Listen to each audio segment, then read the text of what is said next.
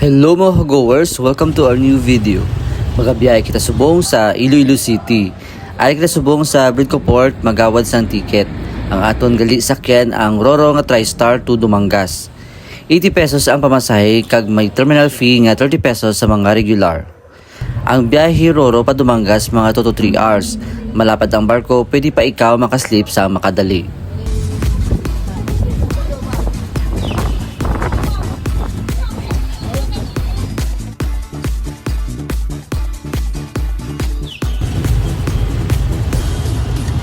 Kag nakaabot na kita sa Dumangas Port, masakay kita sa tricycle for 30 pesos pakadto sa Ilabanwa, kag masakay naman van pa Iloilo City kag 50 pesos ang pamasahe.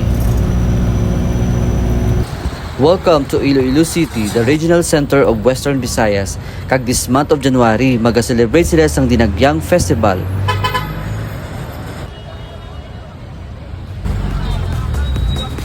Hala bira, Iloilo, dagyang kita.